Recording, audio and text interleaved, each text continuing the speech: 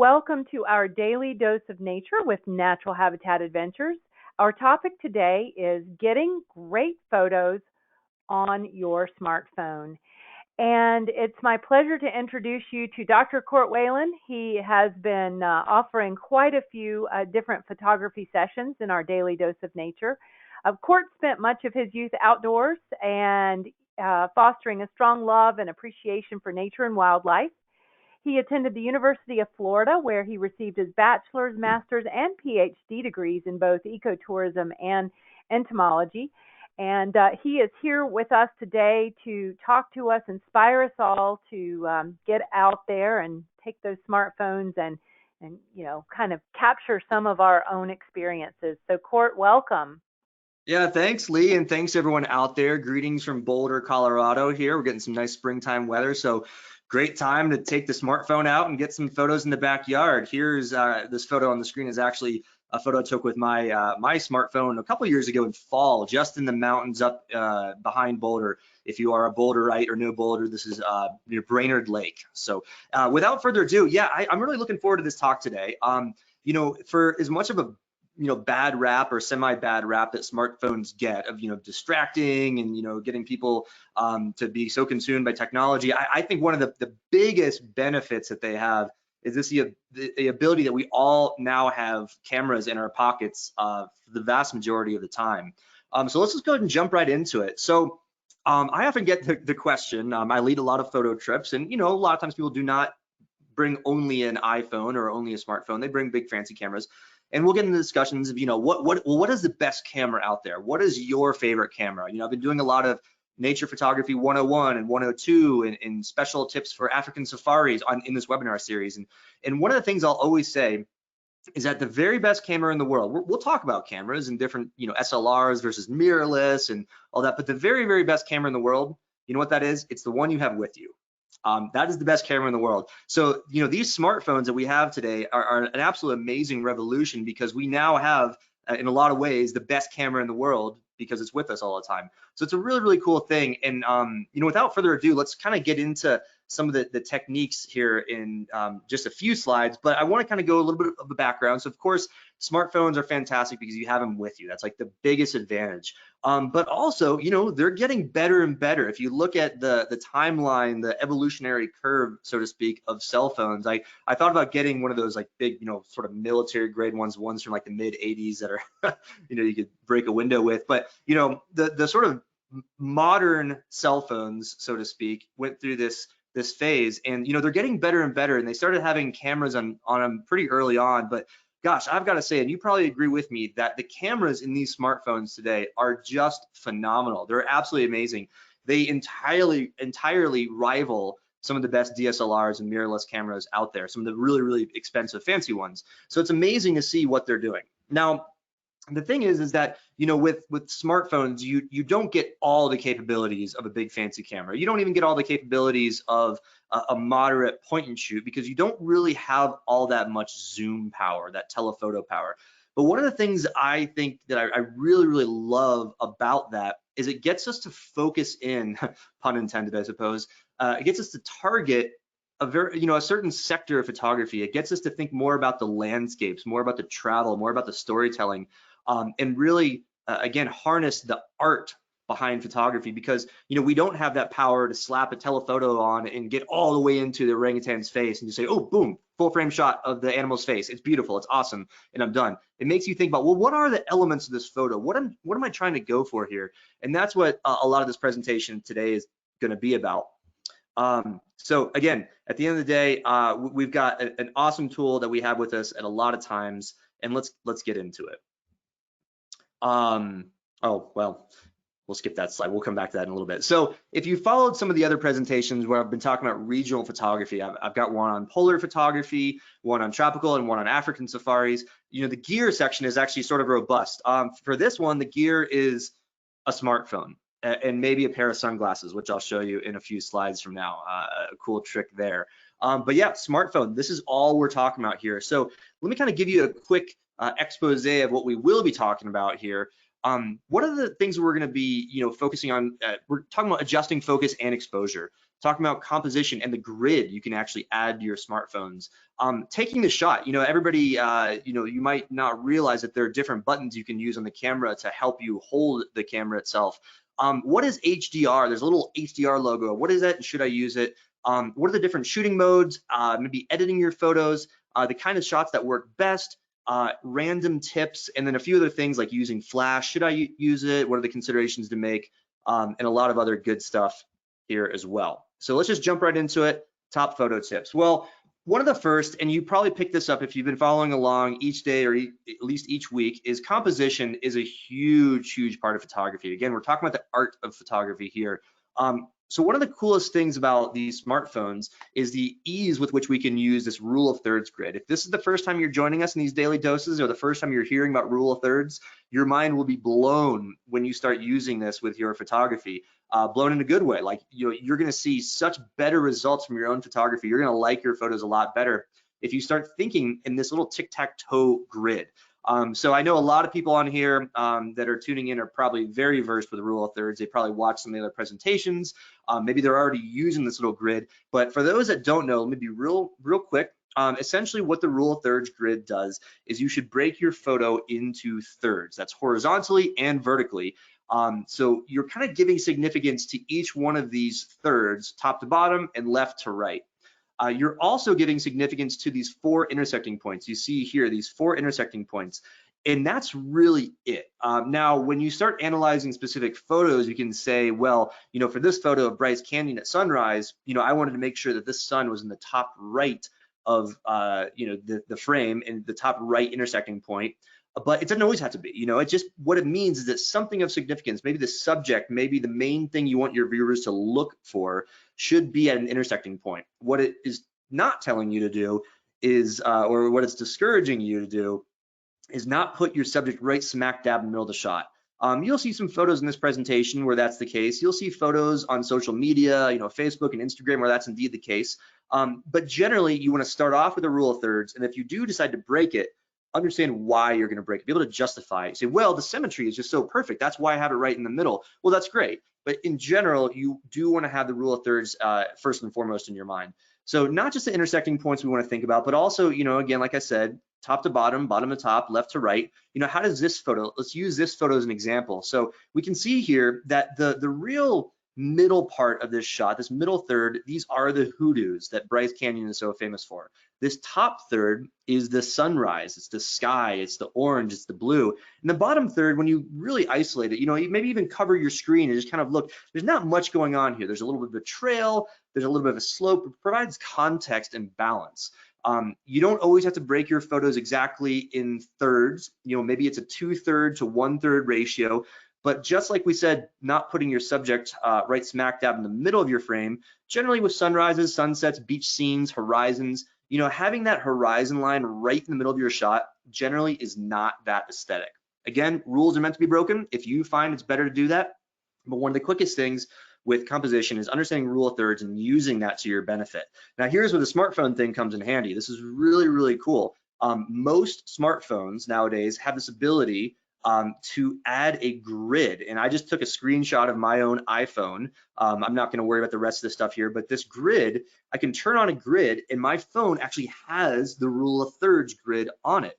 Maybe you had this turned on already and you didn't know what it was called, or you didn't know how to use it. You just thought you were going to play tic-tac-toe with a friend over the internet. But so start adding significance, and actually having that on screen, a big digital screen, is absolutely amazing. It's a huge benefit to us. Now, the other thing of composition I wanted to talk about here, we're not going to go into a whole lecture of composition. I could easily talk for the rest of the hour just on this. But another big one where iPhones come in handy, because we do prioritize landscape and general travel shots so much, is the idea of leading lines. Now, this is another concept that people may or may not be familiar with. I'll quickly go over it. What leading lines are is finding some sort of line, some sort of pattern that directs the viewer's eyes to where you want them to look. So here I am with my wife. We're out hiking in the great sand dunes of Colorado, and I'm just following behind her, and I see she's got these nice footprints. It's kind of curvy. It's following the curvature of the dune, and as you can see, it's leading the viewer's eyes to my subject. Now, this could be a great landscape shot without her, but I think it provides great context. It's giving you something to look at. And when I see this nice leading line, that's basically how I'm using it. Doesn't always have to be with people, doesn't always have to be footsteps in the sand. Sometimes you can use rivers. So here we are in Zion National Park. I use the same photo for my leading line talk in Nature Photography 101. But see the curvature of this river. See how it's kind of going around to the right and to the left and leading you to this big, big landscape feature. I always recommend with general landscape photography is, you do want to pick some sort of subject, even though the whole scene is the brilliance, it's the river with the tree, with the sky, you do want to have something in mind to either adhere to the rule of thirds or use leading lines to kind of showcase. And you can see here that leading line of the river directs the viewer's eyes over out to the distance. And I want you to just really grasp the expanse of this landscape. That's what I'm trying to do here with this photo. So using leading lines is great. Now with an iPhone, with a smartphone, Android, anything, there's not a leading lines tool that I know of. Maybe there's a third party, but you have to sort of imagine this in your own mind. Okay, leading lines will be a great thing.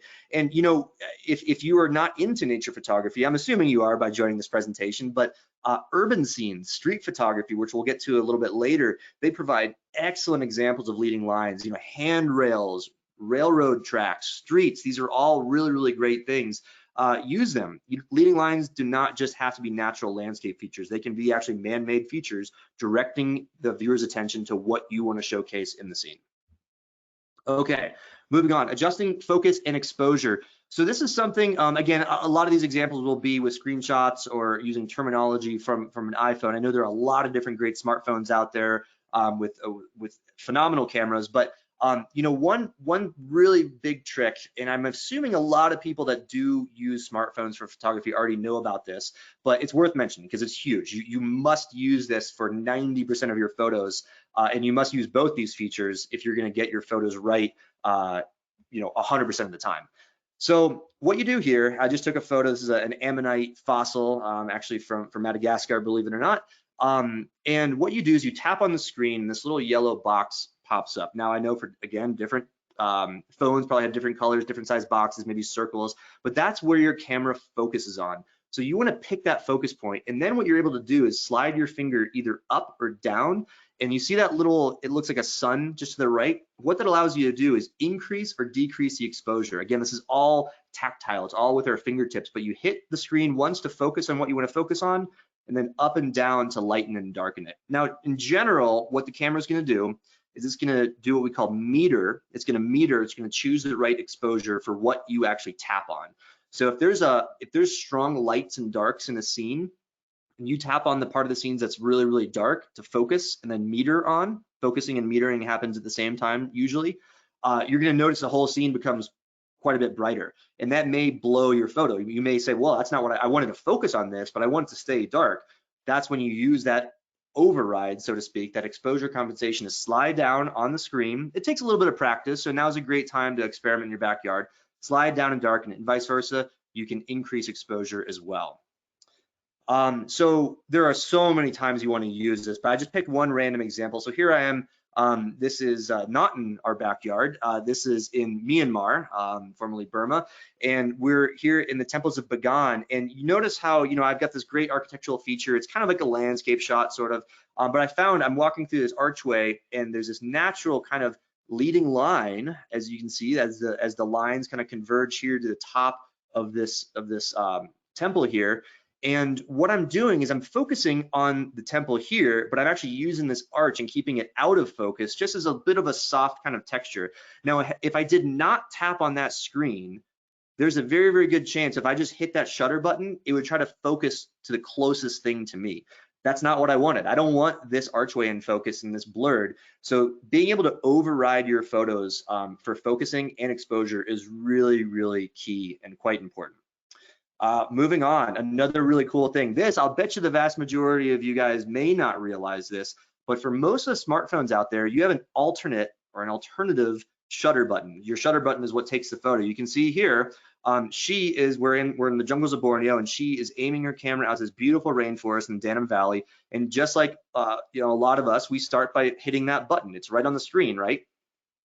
Believe it or not, you can also use the volume buttons as well as a shutter button. This is really, really helpful. You don't have to use it, But what it does is it allows you sometimes, especially if you're trying to take a selfie or something, you're kind of trying to grapple around and not drop your phone, and you're trying to wrap your thumb around so you can hit the screen. All you got to do is hit volume down, and boom, it's your shutter button. This is a really, really helpful tool when you might be using different unique angles, or maybe it's just because of the size of your phone, not very convenient to use that on-screen shutter button. Works just the same.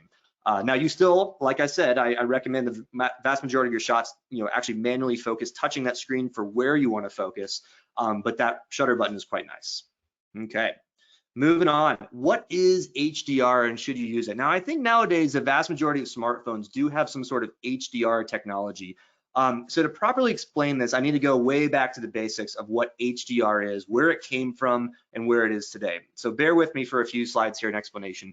But HDR means high dynamic range. High dynamic range.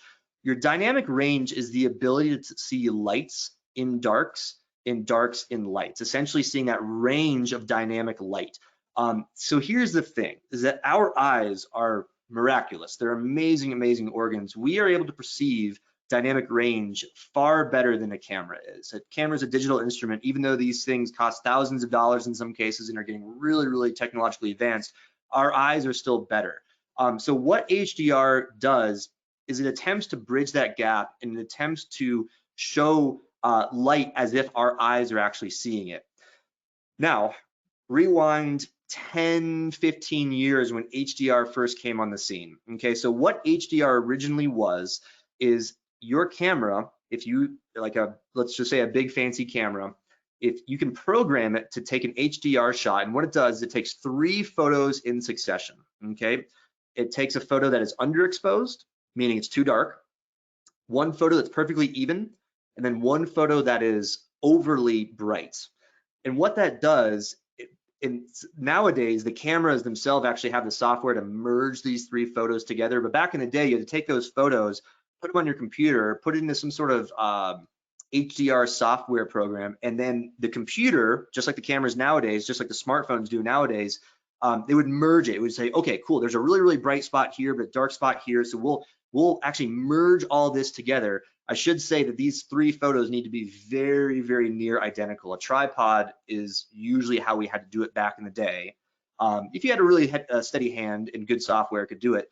But this photo shows an example of what I'm talking about. Okay, so here I'm at a jungle lodge in Kenya. I believe this is Samburu. And notice how I'm under a big heavy shade. I'm in like a boma. It's very dark in there. It's inside, and the only light is coming through this little fraction of the scene. However, somehow this shot still has all the texture of the river and the trees, and I'm still getting good light off the floor. I'm seeing the inside of the roof, of this thatched roof. I'm seeing the inside of it. How is this possible? Well, it's through HDR. So what I did, I took this photo, gosh, when was this? This is it's about 8 years ago. And I took 3 photos on a tripod, put it on the computer, and then the software worked its magic.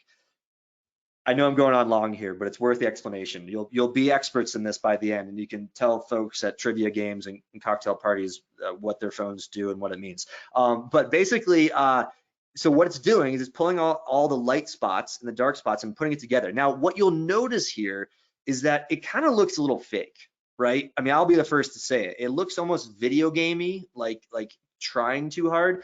That's what HDR used to be. It has since gotten a lot better.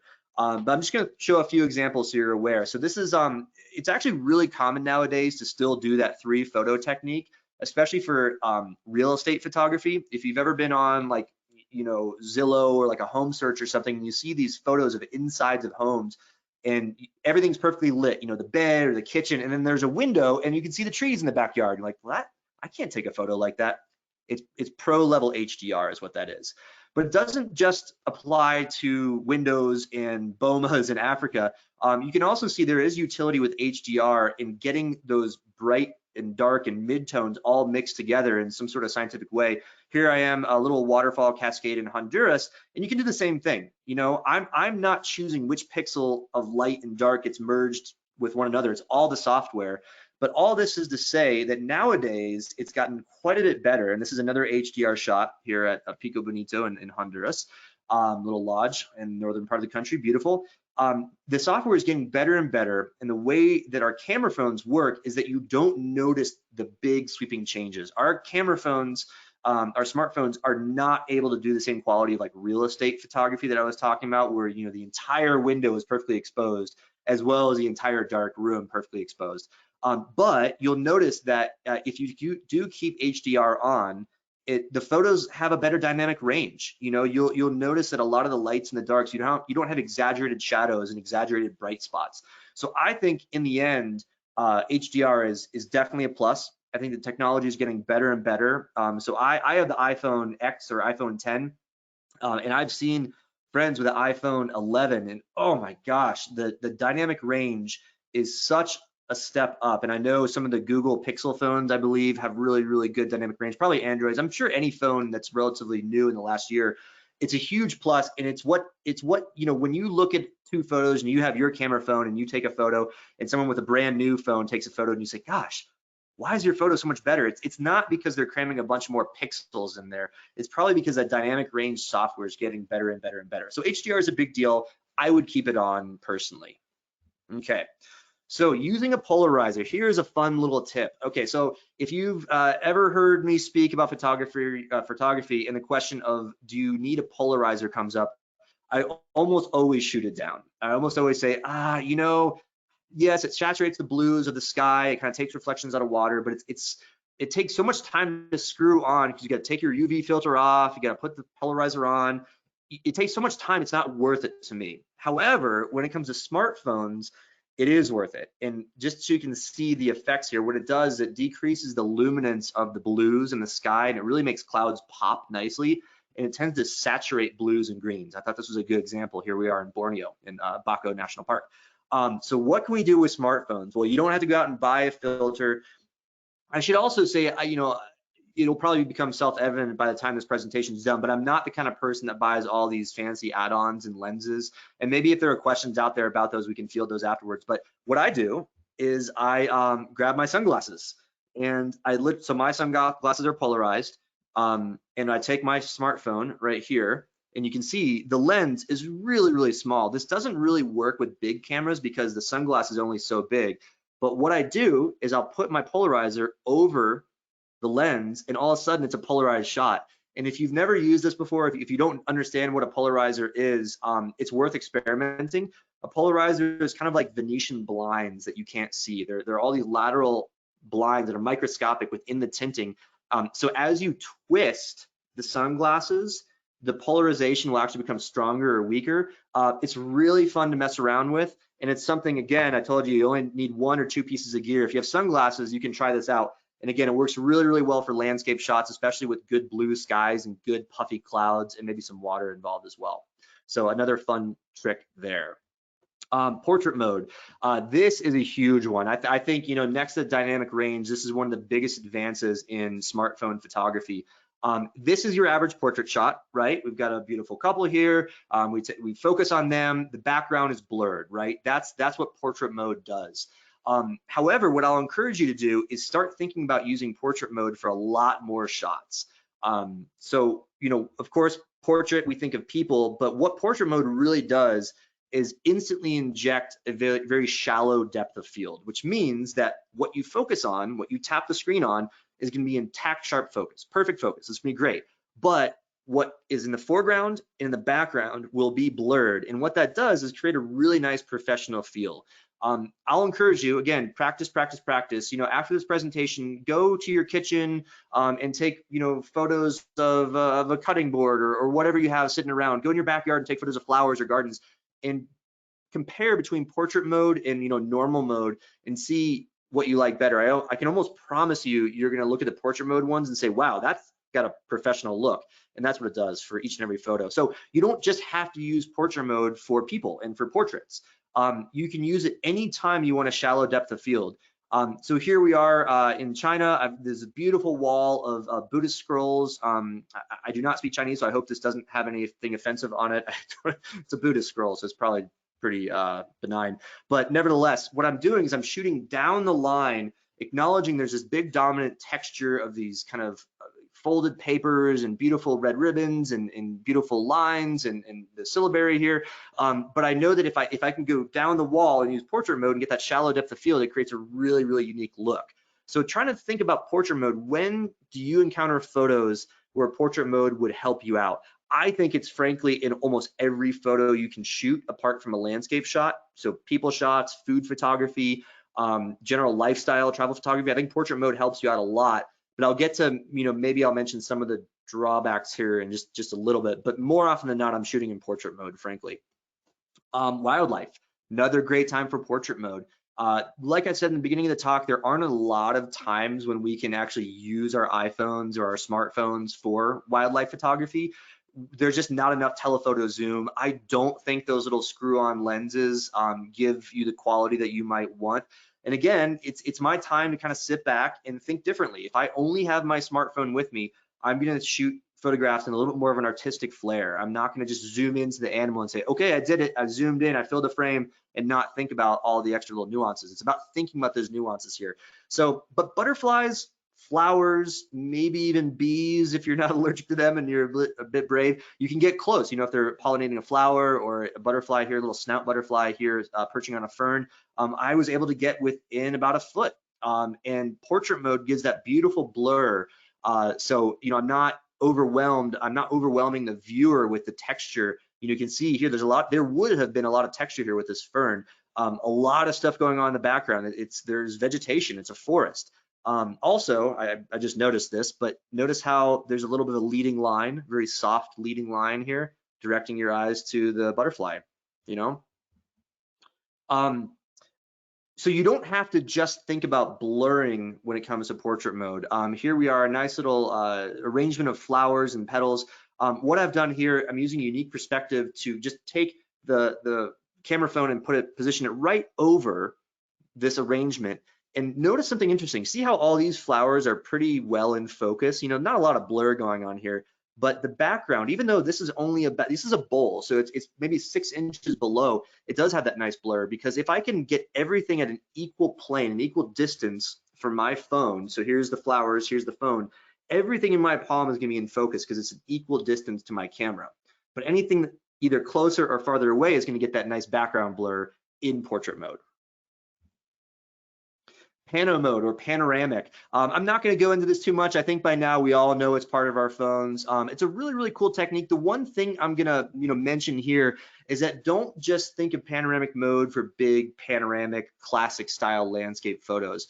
Panoramic mode is basically a way to essentially get a lot of data, like taking a much bigger photo of something that's just compressed essentially. So what you typically do is you hold your phone vertically, you put it on pano mode, and you just sweep across. And most phones are going to tell you how fast you're going to go, or if you're angling it too much, and they're going to kind of keep you in track, like a little bit of a video game. But it's a really, really nice technique. Again, I'm not going to go too much into it, but definitely worth practicing with. And what'll happen is you could have taken a photo like this with your camera. The wide angles on these camera phones are great, and you could have just cropped it, taking the top and the bottom off, and it would look panoramic. But there's a heck of a lot more data when you actually do that sweeping motion, because it's getting a lot more shots rather than just one compressed. It's like 5 or 6 shots, the equivalent of such, all in one. So if you do want to print the photo out, if you do want to blow it up, if you do want to edit it, if you do want to do those sort of things, you have a lot more, more or less data integrity from doing panoramic mode. So we're kind of talking about photography here, but instead we're talking about videography, slow-mo, the slow motion technique. I think the vast majority of smartphones within the last 3 or 4 years do have this technique. I highly recommend playing around with it. It's really fun, but do it sparingly. As you may have noticed, if you are taking slow-mo, what it does is it slows it down anywhere from 6 to 10 times. So what happens is if you take 3 seconds of video, it expands it maybe to 30 seconds. So if you're taking 10 seconds and it expands it 10 times, you're eating up a lot of memory on your smartphone, and you're probably having too long of a video. But I really, really like using slow-mo. Now, one of my favorite examples, I guide trips down to see the monarch butterfly migration in Mexico, and it's phenomenal. I wish I could show a video. The way that this works, it would be too cumbersome to kind of switch off the webinar and go to YouTube and blah, blah, blah. But nevertheless, it's really fun with fast-moving objects. So think of kids' soccer games, think of kids running around the backyard. Think of pets playing chase or fetch. Anything fast moving is really, really great. Water is actually really fun. Again, I'm not going to show a video, but taking a slow-mo video of running water. Now, here, of course, I'm at a beautiful waterfall, Bridal Veil waterfall. It's a huge waterfall in Mexico, but it could just be a backyard creek. It could be water, dripping down a driveway. Slow motion water looks really darn cool, and I think it's worth, experimenting with in your own time and seeing how slow-mo works for your own individual phone. Crackling campfires. I bet you a few of us are having these nowadays, staying a little bit more at home. A wonderful thing to take slow-mo video of. I highly recommend it. Really fun to shoot. Flash. Okay, so this is more of a general comment on flash, but a lot of these camera phones do have flash. They're getting pretty good. They're getting pretty bright. Should you use it? They almost all come standard on automatic, meaning it's going to take the flash if it thinks it needs it, and it's not going to take it if it doesn't. I'll be honest, I have my flash set to off. I just don't like flashes with photography. I think it makes too much of an artificial scene. If it's too dark to take the photo, there are some big considerations that take place. So you thought you were going to get away without any fancy science in this, very simple smartphone talk. But we're talking about the inverse square law, and this is important as to how it pertains to flash and light. Basically, what it comes down to is any sort of flash falls off extremely quickly. So, the classic example, and I couldn't find one in my own deck, my own portfolio, but the classic example is, you're at the beach with your family and the sun's setting. It's a beautiful sunset, but you're not around any sort of lights. It's just getting kind of dim, and you take a camera and you put the flash on and you photograph, yourself and your family, and the sunset's way in the background. And what does it look like? It just looks like you guys are well illuminated, and then everything else is really, really dark. The sunset, maybe a glimmer of orange or red in the very back, but it's not what you wanted. And what that is, why that is because the strength of light equals 1 over the distance squared. Okay, so I won't go too much into this, but basically you can see as you go feet away, the amount of light that is left is a fraction of what it started off with at the original flash. So the thing is you've got to, it's a very, very complicated thing. Wedding photographers and portrait photographers spend lifetimes mastering the art of how to use flash. So I think it more often than not botches a photo. I prefer, try to find that natural light source. You can totally use it, and I use it myself as well. There are times where you can do like a fill-in flash, and it does help. But in general, I wanted to show this to you because it's a huge reason why flash usually doesn't give you the effect that you think it will. Okay, so moving on here, we're kind of wrapping up to the last few sections. I wanted to touch on this, what kind of shots to look for. So this is part of the technique, and I want to start this part off, what not to prioritize. What are you not going to be trying to get with your smartphone? Well, highly technical shots like this, breaching whales, complicated shots where you need very, very specific shutters. I specifically chose not to talk about some of these iPhone apps and programs that allow you to dial in aperture and shutter speed and ISO, because if you are interested in doing that, frankly, it's better just to watch my Nature Photography 102 presentation. If you're using aperture and shutter speed on your smartphone, frankly, I think you're better off getting a bigger, fancier camera, to be frank. So I did electively choose not to talk too much about shutter speeds and that, but there are certain shots, you're just not going to get this with a big telephoto zoom. You don't have that on your smartphone. So learn what you're going to give up and learn what you're not going to worry about. But there's so much left to focus on. There's so many more things you can start to think about. And what this allows you to do, even if you have a big fancy camera, it allows you to get practice on very specific tips and tricks and techniques that you can then apply to your big fancy camera when you're on a proper photo expedition or when you're not using your smartphone. So scale and minimalism, these cameras are really, really great, high quality lenses. Start thinking about incorporating people into your shots, your landscape shots, to show that scale. Start thinking about open expanses for minimalism. These are really, really great techniques for general landscape photography. Look for popping colors, big eye-popping colors. Use that exposure meter. So what I did here, I'm at the temples in Myanmar, and I'm focusing there. But what it's trying to do at this dusk time is it's trying to brighten my photo. Even though my eyes are seeing these beautiful yellows and oranges and purples and reds, it's trying to overexpose the shot. My smartphone is. So what I'm doing is, again, I'm focusing with the single button and I'm swiping down on that little exposure meter to darken the shot. And that's what brings out these colors most often for sunrises and sunsets. Underexpose, darken that shot, swipe down. I look for interesting light. So, when I see different gradients of color, gradients of light in big scenes, that's very, very intriguing to me. Start looking for these things in your own photography. iPhones handle these things wonderfully. Street photography, this is kind of a mixture. We have that gradient of light of hallways. And I mean, I think probably when it's all said and done, street photography is the biggest benefactor to smartphones. It's the thing that's going to improve most because it's so innocuous just to snap a little smartphone photo of a street scene or of people walking or something like that. We get into this idea now with these big cameras with big lenses that we're kind of paparazzi, and I feel sort of bad, going around and photographing people in local villages and in international countries and whatnot, international destinations. But iPhones and smartphones are so innocuous and everybody's doing it. You can get away with a lot more really cool street photography, and you can look very innocent doing so, even if you're creeping around alleyways in Cusco, Peru. You're just a tourist with a smartphone. But looking for those popping colors is another big theme through here. Markets, even your own grocery store, when you start filling the frame with textures and colors, using that portrait mode. See, we're bringing it all together here. That portrait mode, I'm touching the area where these peppers are at, and I'm letting that depth of field fall off. So that blur shows you the depth, this cornucopia of wonderful food here. So incorporating all these techniques together in street photography is a wonderful, wonderful thing. Looking at things a bit differently, looking at perspectives. Here's a really interesting door in Cusco, Peru, and I'm just kind of photographing up with all these little rivets. I'm using symmetry. I'm using that darkness in the distance to kind of create this unique storytelling aspect of things. And then, of course, another big benefit to smartphones is just being able to see a photo and impromptu take the shot. Here we are. I'm guiding a trip here a couple of years ago in the canyons of the Southwest in the U.S. I believe we're in Zion National Park here again. And all my camera stuff's packed away for the day, and it's getting ready in the morning. But I see this reflection in our Sprinter vans. I say, wow, that is really cool. And I happen to have my phone with me.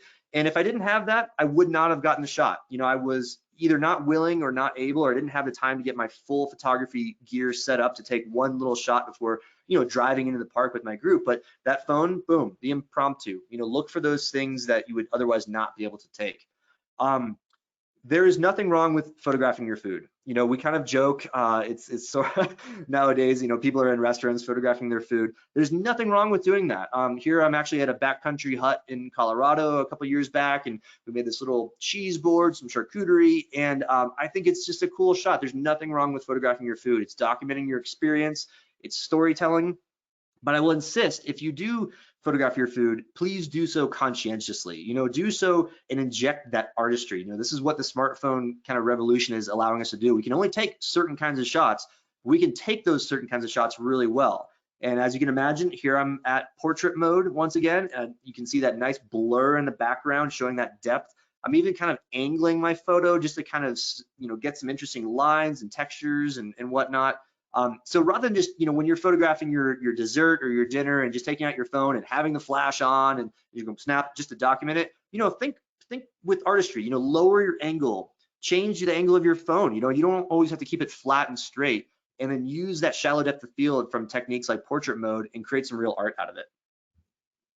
Hiking trails, a great thing as well. Looking at leading lines here. Again, my camera stuff was all packed away. This is actually us on the hut trip going to that beautiful charcuterie board.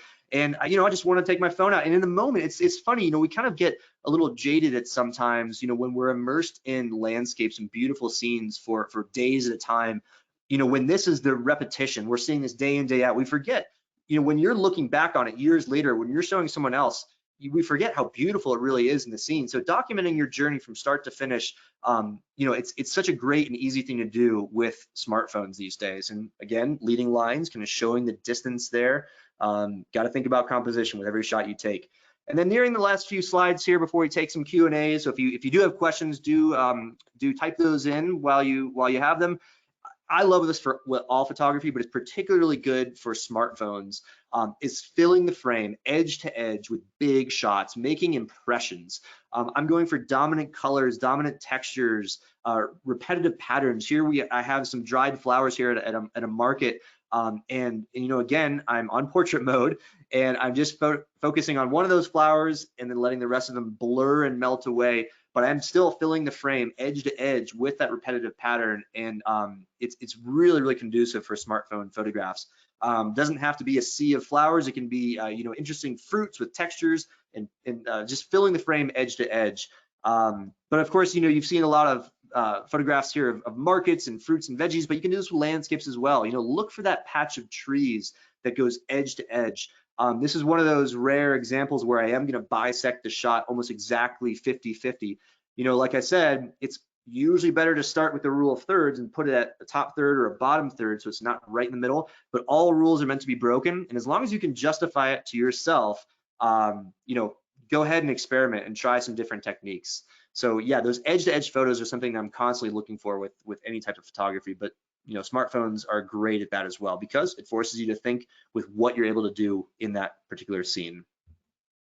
So before we do wrap up, I just want to tout, you know, a great photo resource here. If you're not already familiar, it's a photo blog with natural habitat that I edit. I'm the curator. I write weekly posts all about nature, wildlife, travel photography, all the way from composition stuff that is applicable to any phone or any camera out there to talking about more advanced camera techniques. Maybe you're joining this presentation just to get some backup options, as you know, smartphones are your second camera that you bring with you, and you want to bring a full kit with you on your African safari. We've got those resources for you there. And like I said, I post weekly, so about 52 new articles a year, as well as some permanent content at the top. And with that, I'll thank you for your attention. I hope you learned a thing or two, and I hope you get out there and practice. Today was a great day to begin. Court, thank you so much. There's the enthusiasm for your topic today is just incredible. So many positive comments, and people feel like they've learned so much. We did see two common themes here, two questions that came up again and again, and so we want to touch on those first. So our first two general questions. People want to know how to find and turn on HDR. Okay. So every iPhone, or I should say every different manufacturer is gonna be a little bit different.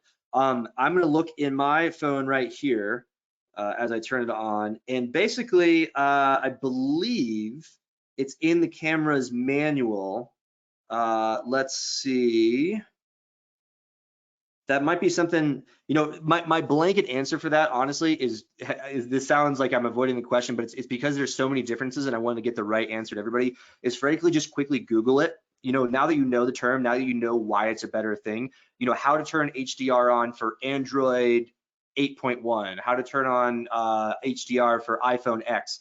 I know it's in a very, very basic menu, but yeah, I'm not gonna be super great on the tech support there other than introducing the terms, and then probably good old Google. Sorry to not be able to answer that one directly, but very Googleable, I can assure you that.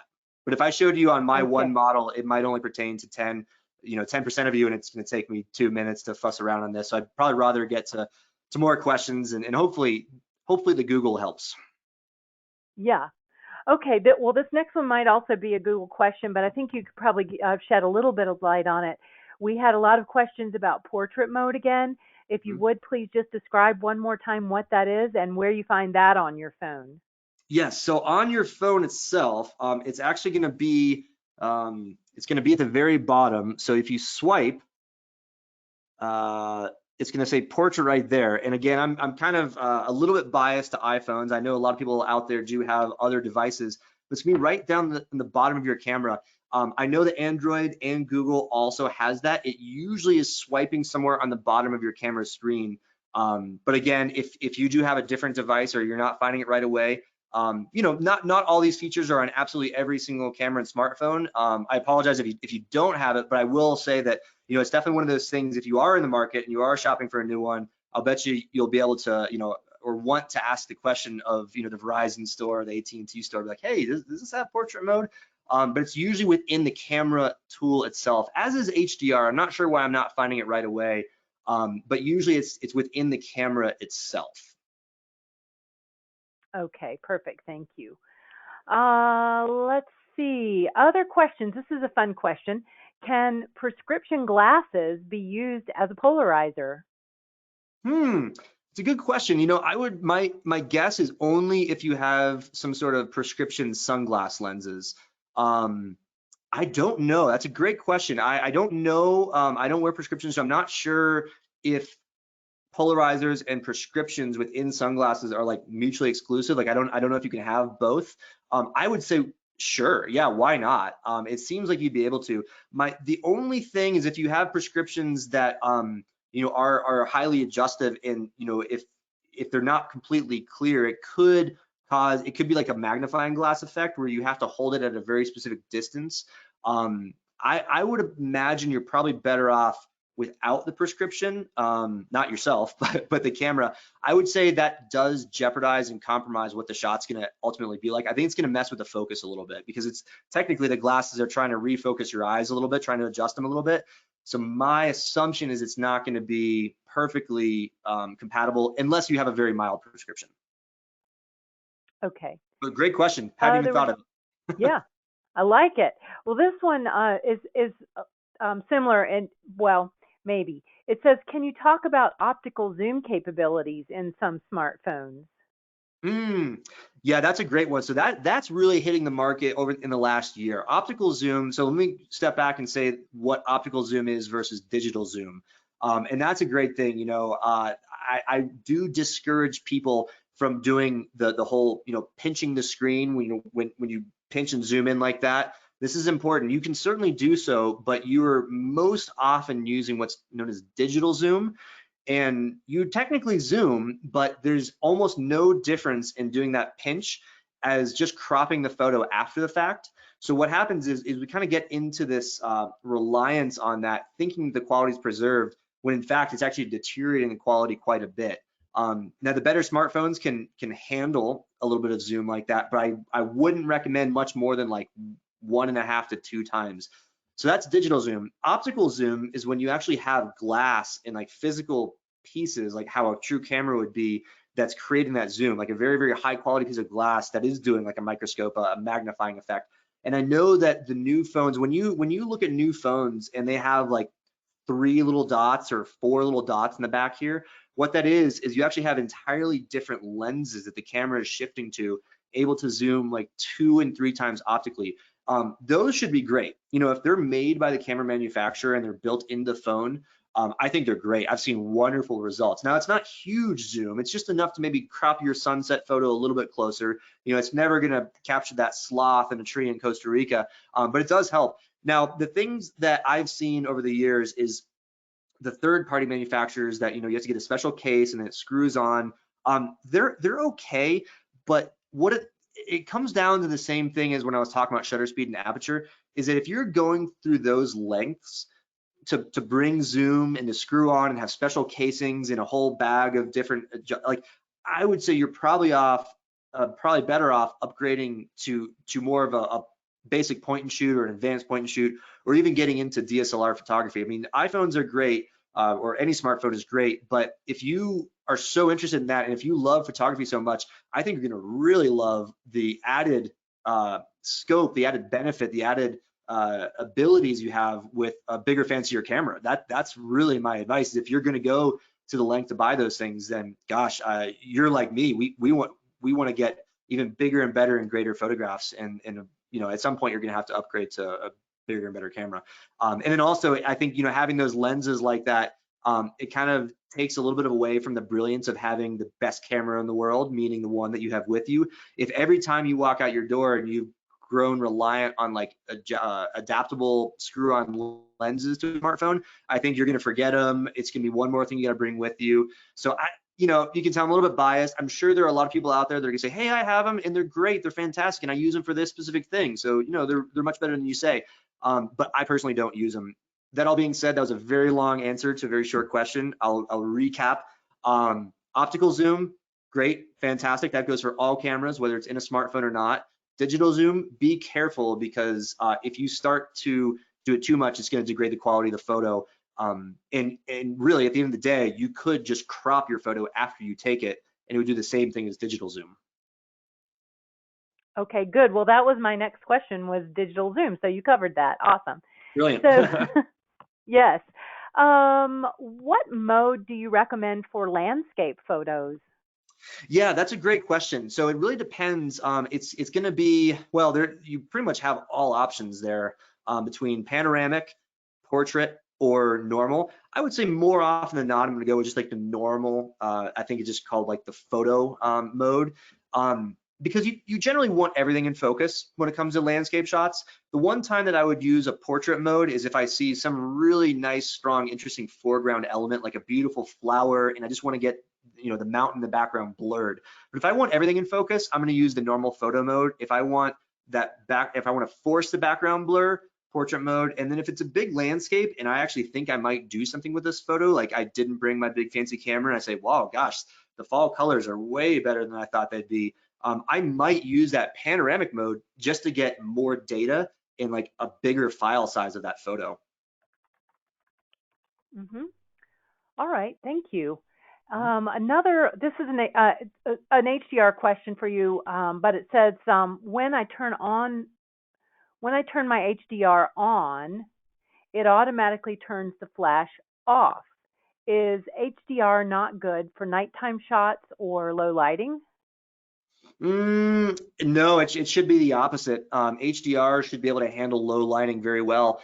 That's another thing that is getting light years better with newer iPhone or newer smartphones is low light sensitivity. That is something across the entire photographic realm that's improving markedly. Even the big fancy cameras, every iteration, every new model is getting better low light sensitivity. So if you are frustrated with your low light sensitivity, not saying now is the time to upgrade, but when your contract does expire or whenever you're going to get a new phone, you're going to notice a huge difference there. But no, HDR should actually be great for low light photography. But again, it may be incompatible with Flash, but Flash, you would think that you want to use Flash for low light photography, but like that inverse squares law and that light dropping off effect, it's actually kind of the opposite. Flash tends to make low light photography even more contrasting, more juxtaposed between the light and the dark. Hmm. Okay. All right. One last question for you, and then we'll start to wrap it up. This one is about live mode. Do you use live mode on your smartphone? Great question. Yeah, that was one that I didn't know how narrow the field of iPhone users we were going to have. I know that's something that's, I believe it's unique to iPhones. Yes, I do. I use it almost all the time. And that is one thing I was going to say is that when you're using portrait mode, you are no longer on live mode. So that's something to think about with moving people, moving objects, is that when you're on live mode, you essentially can choose the exact frame, if people's eyes are closed, or if you're photographing your dog running and its ears are flapped perfectly. You can actually choose between a set of photos. So that is one reason that portrait mode can be a little bit of a drawback. But yeah, live mode's fantastic. And then another thing that I want to mention with that is if you shoot on live mode, and to turn that on and off, if you have an iPhone, it's just it's like a little yellow bullseye at the top left. You just hit it on or off. What you can do is once you take the photo and review the photo, you can swipe up on the photo. This is another really cool trick. You can swipe up on the photo and it'll give you about 4 different options of how to stitch that whole live photo together. And you can do like a bounce effect. So if people are waving, what it'll do is it'll actually stitch the wave and it'll be like a waving video. It's pretty fun. You can also do long exposure photography if you take photos of like moving water. So live mode does give you a lot more capabilities. The only downside of it is that you can't shoot with that shallow depth of field, which I think is a big advantage to getting next level on your smartphone photography. But yeah, there's definitely advantages to live mode as well. Good question. Mm-hmm. All right. Yeah, so many good questions. All right. Well, we've collected the rest so that they can be reviewed after the webinar. So I'm going to turn it back to you now, Court, for closing comments.